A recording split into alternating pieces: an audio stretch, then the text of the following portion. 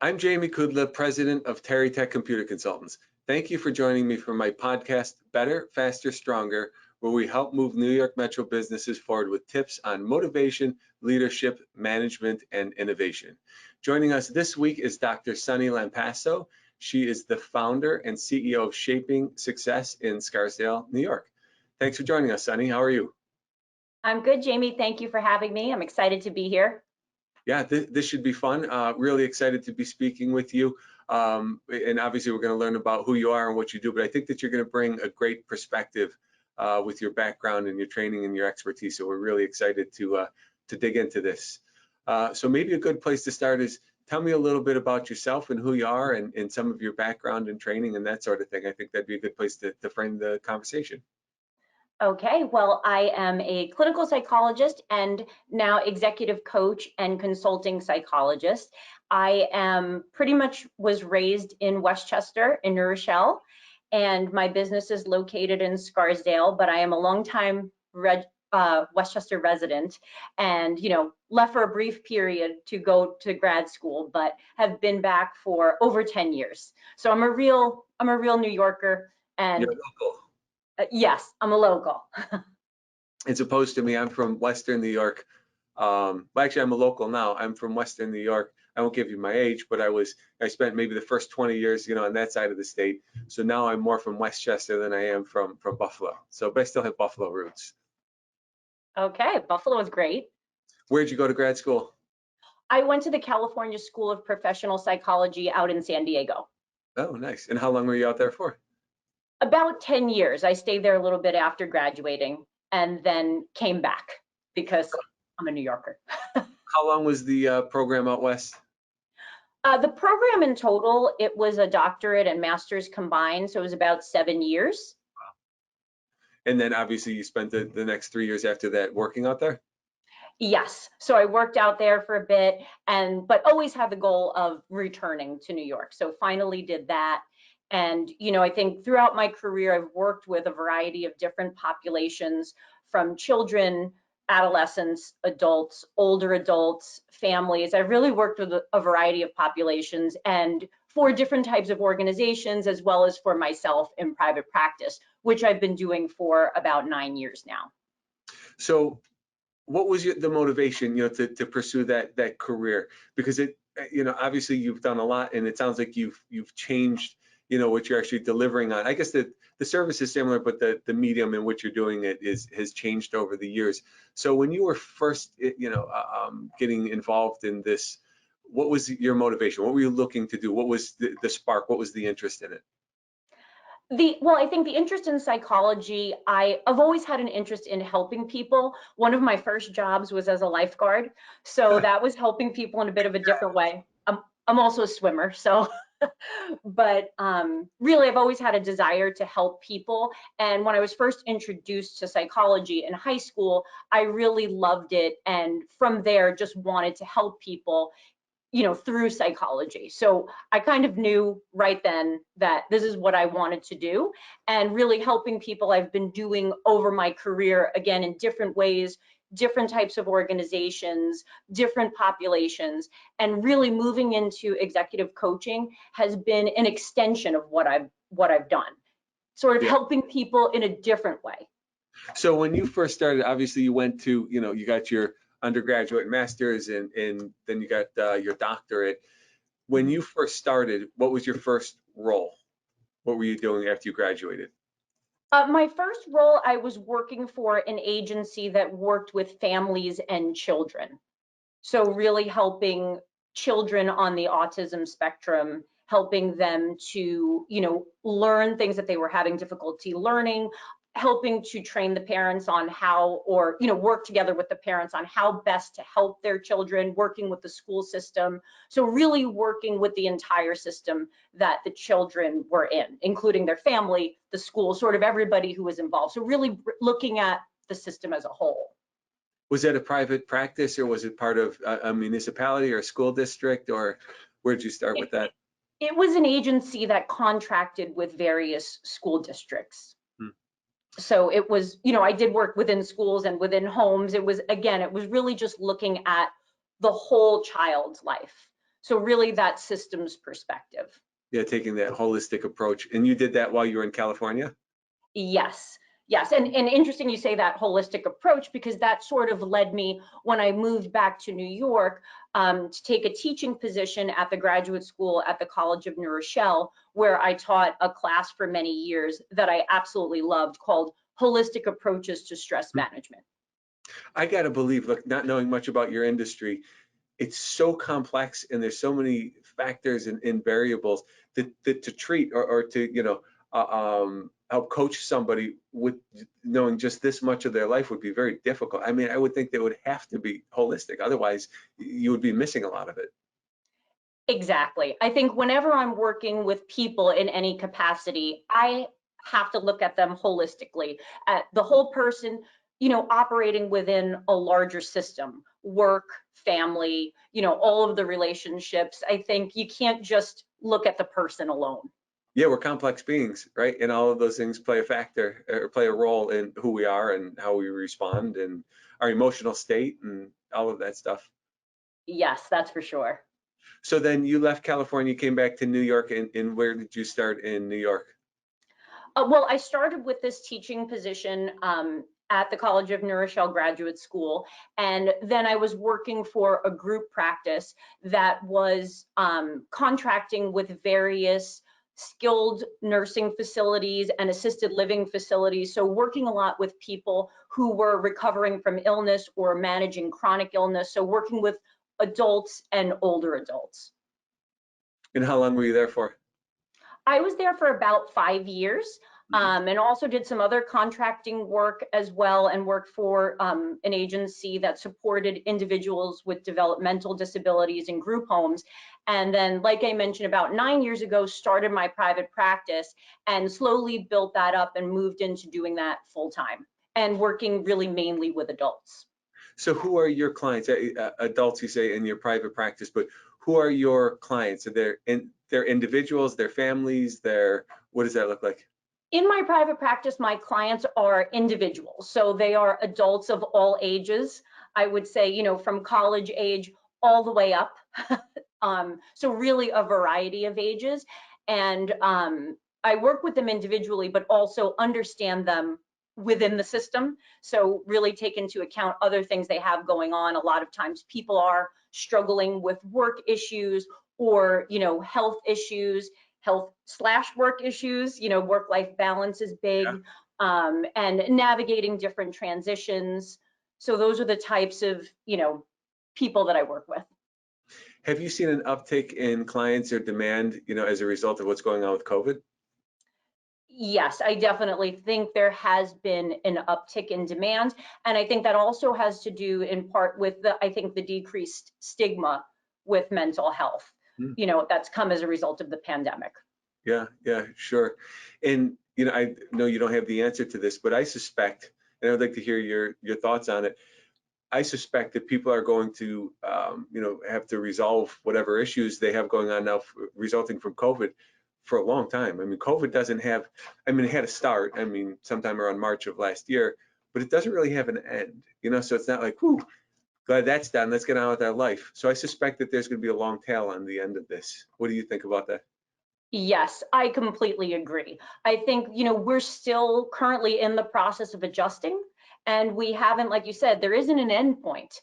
And really figuring out how to manage, I think, looks different than it even did 6, 9, or 12 months ago. So I think it's really a constant process of figuring out how do we deal with now, how do we move forward, how do we, navigate all of the stress and change that's happened and is, currently still happening. Yeah, yeah, absolutely. So I love what you've done. So you've taken your career in clinical psychology and the experience in working with agencies in your private practice, and you've started a new organization, mainly Shaping Success, and that is more focused on the corporate or the enterprise space. Is that right? Yes, it's more focused on I'm working with professionals and executives in organizations. So it's really, I look at it as an extension of what I've been doing. It's really just helping people in a different way. So helping people in the business world to benefit from psychology. So when you're taking on clients in this in your new business, are you working with? I know you're working with individuals, but are you working, primarily with an organization that says, "Hey, listen, we would like to engage your services. We're going to, educate our staff on, some of the benefits of working with you, and what Dr. Sunny can help you with," and then they'll contact you, or are people finding you, through other methods? Well, I think I am doing that. So I am working within organizations. So an organization may hire me for a coaching engagement or to do some more of what you're saying, a consultation or training on different topics like improving well-being or improving emotional intelligence. But I also do work with small business owners. So they will hire me directly to help them with prioritizing, setting goals, and really being an outside person that helps them with getting, meeting their business needs and overcoming any obstacles that they may be facing. So you're providing a lot of your service through, like you said, coaching programs and that sort of thing. And Yes. whether it's 5 people or 100 people, you're putting together a program or a webinar, a series of instructional sessions, where you can talk about strategies or new ideas, or that sort of thing in the workspace. Yes, I do. I can create based on the needs of the business or organization. I do create programs. And also, a lot of my work is individually. So if a person is newly promoted, helping them, working one-on-one with them, sort of establishing a relationship and conducting assessments, gathering a lot of data, and then boiling it down to what does this mean? What can you do to achieve your business outcomes? That's fantastic. And I got to say that this is unique, and maybe it does exist, and I'm sure that there's other companies that are doing it, and I'm sure in a different capacity that you are. But I love the marriage of the clinical psychology with the workspace, because I think a lot of people think of them, and certainly myself, I think of them as separate. But like we're saying, this is holistic analysis of an individual and their situation, and most of us spend a good part of our day in the workspace, so you can't just analyze one side or work with somebody on one side of their life. And so I love the approach, the corporate approach. Yes, I agree. I think they really go hand in hand.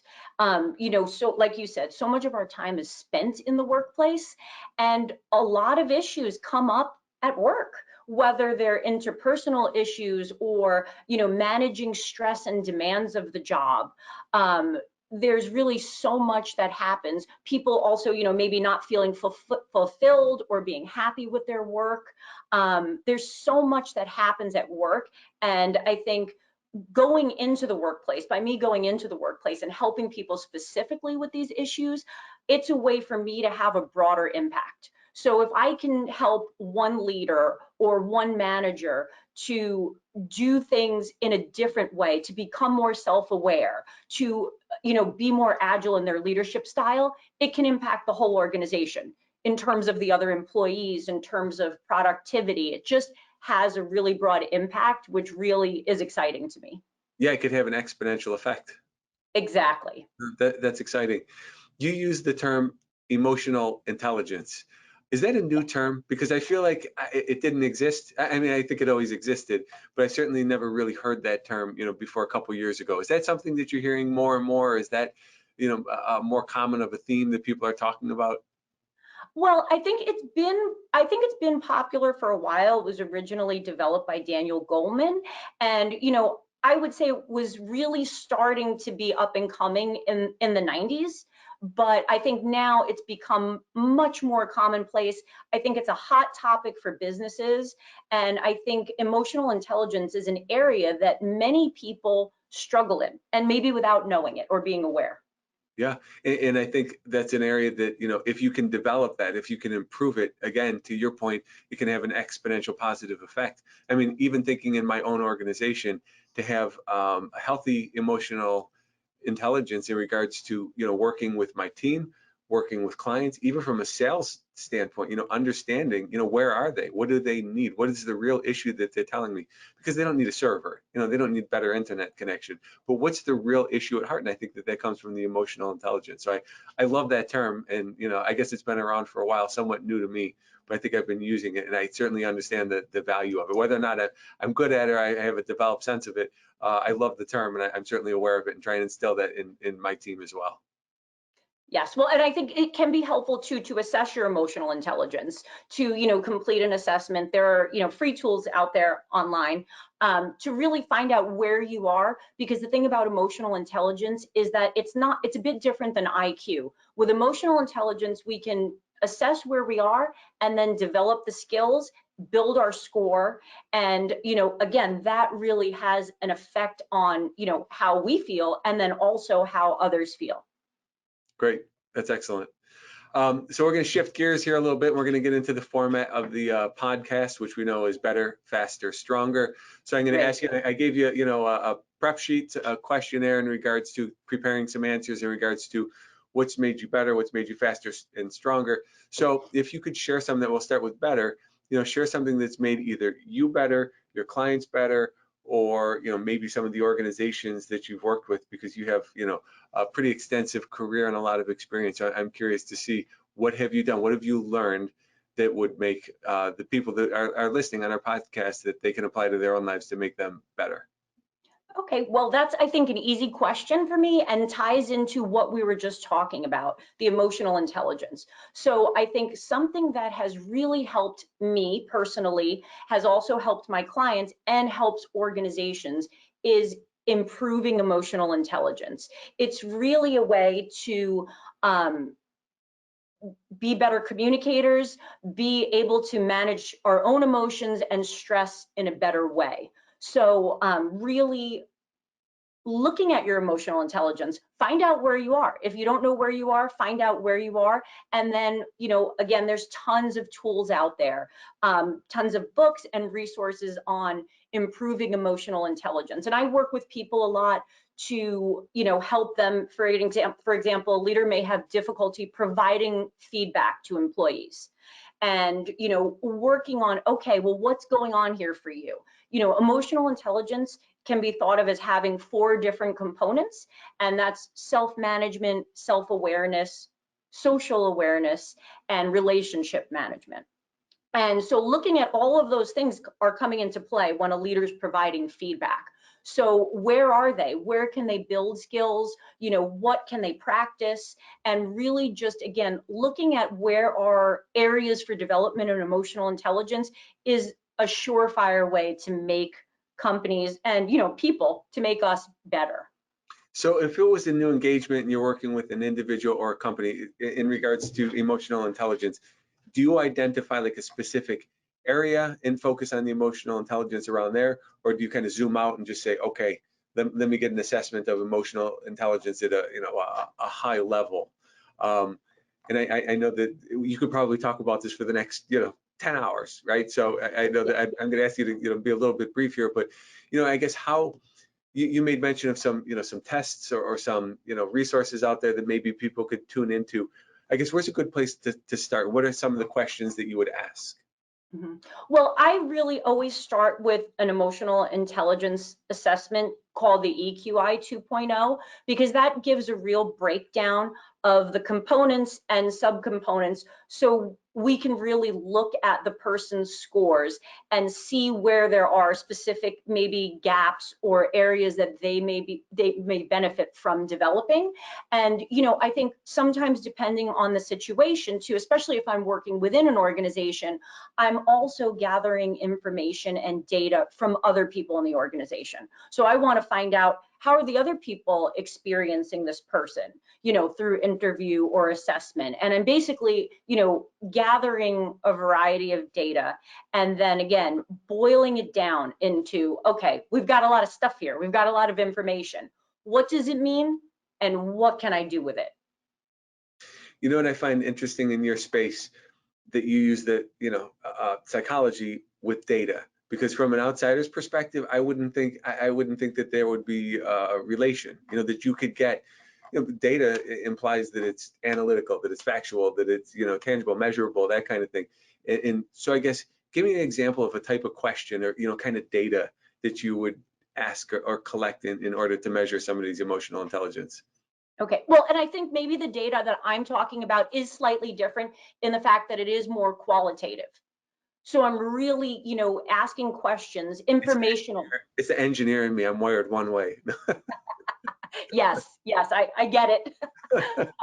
But really the data that I'm gathering is I'm looking for things things that go together. So if I'm working with a leader and I'm asking someone else in the organization, what are two things that make this person a great leader? For example, I'm looking for, okay, what is the overlap? What is the overlap between how this person sees themselves? Are there any discrepancies? And comparing people in the organization and also comparing that with their results. So these assessments are self-reports. So it's how do you view yourself? And then comparing it against the norm. Right, if there's a gap between the way that you're perceiving yourself as well as the feedback that you're getting from others who work with you, if there's a gap, then there could be a problem or something that you have to close the gap. I don't want to say problem, but something you got to close the gap on. Right. That could be a potential area for development, right? And I think if we're looking at their scores on assessments, we're looking at their emotional intelligence in comparison to the general population. So where do they fall and where could they build skills? Fantastic, thank you. So just to summarize that again, it was this is an online test, like a questionnaire. It's called EQI 2.0. Yes, I'm certified in this assessment. You do take it online. Mm-hmm. Oh, interesting. And then it generates a report to really show where you fall on a variety of different scales to, see where are their strengths. I think that's also something that it points out. So what are you doing really well at? Where are you in terms of like, if your stress tolerance is really high, that's great. Let's capitalize on that. And how can we use that to, deal with other situations? Fantastic, thank you. So moving on to the next question, what have you done or in working with your clients or organizations that have made them faster? Okay. Well, I think really the best way for clients or companies, businesses to be faster is really by engaging in executive coaching. So again, that often involves the emotional intelligence piece and looking at that and developing that, but really having an outside person, a trusted advisor who's objective to help you with prioritizing, figuring out what are the priorities for your business. Also,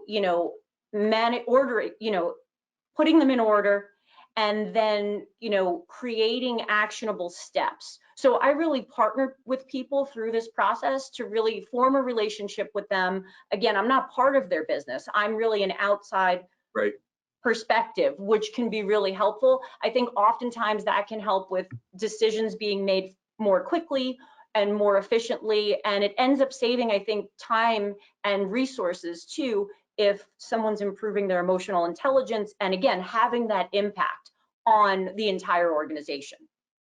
That's so important, and I can even think, in my own organization, and I'm certain that's something that we could benefit from, in regards to executive training. So it's got to be not only with the individual themselves, but I got to believe, cross team, training teams to work better, have open, honest conversations about, what's important, what are we working on, how can we work together, what do I need from you, where are there inefficiencies that we can work on? Are all of these things that you touch on in regards to your executive training? Yes, exactly. I think all of those things combined really, again, we're looking at the whole system. How can we make the system better? How can this person develop and grow? So I think really at an individual and a systems level, we're looking at facilitating growth.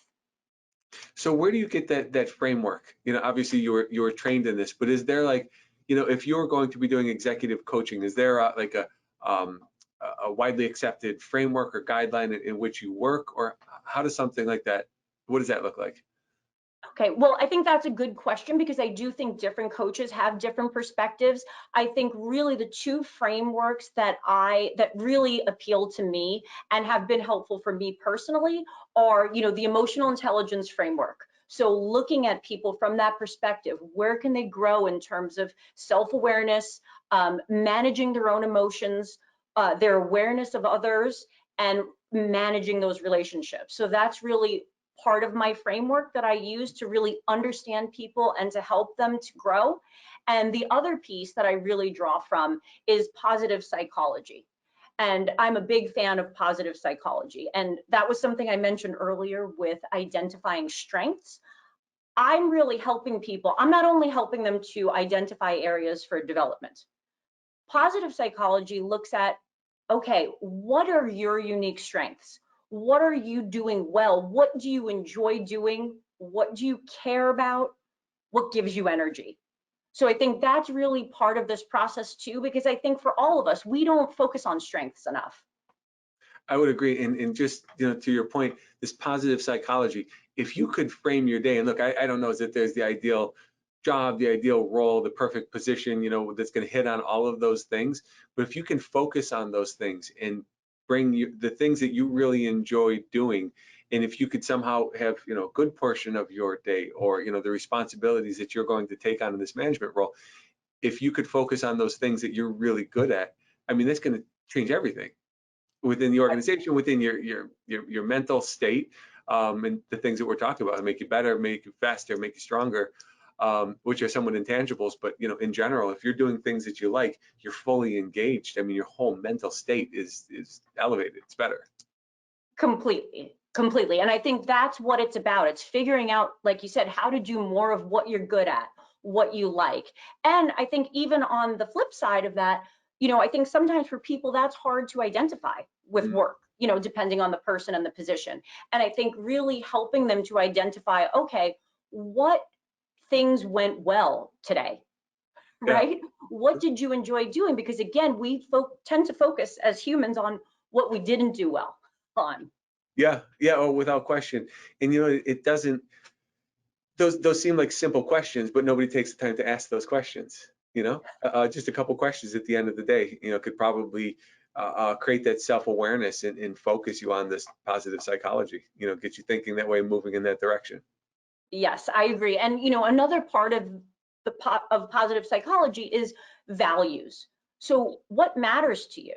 Because I think that's really important in terms of where do you want to go? Where do you want to grow? What matters to you? Really getting in touch with your values, because I think a lot of times people don't do that. They're doing a job and they're just doing a job.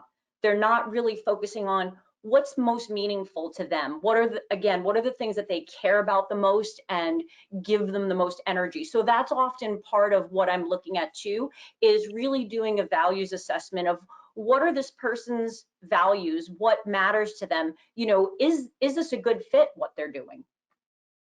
Some of the characteristics that I've read about or learned about in regards to millennial population is that they really focus on values. And I know certainly like when they're working with an organization or considering taking a role in an organization, do their values align with what the values of the organization are? So, that's very important to them, sometimes more than the actual role itself or, the pay or the location, does it align with what my values are?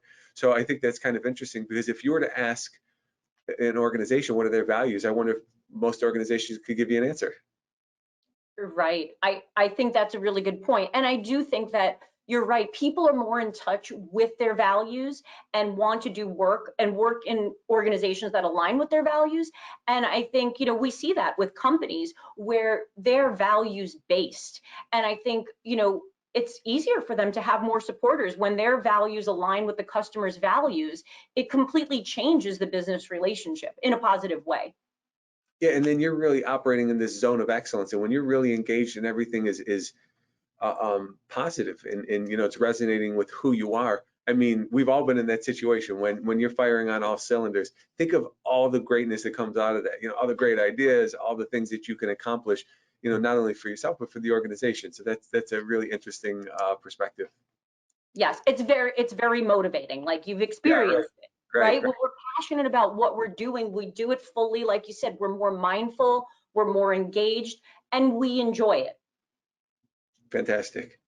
Let's move on to the last question here. What have you done, or the individuals that you've worked with, the companies that have made them stronger, more resilient, that sort of thing? If you could share your thoughts with our listeners.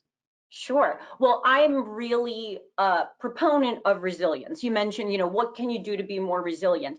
And I think for businesses, it's more important than ever to cultivate a culture of resilience. So really supporting employees, leaders, on building resilience skills, our ability to bounce back from stress, which is, the definition of resilience, is I think right now more important than it ever has been, right? Given what we've dealt with the pandemic.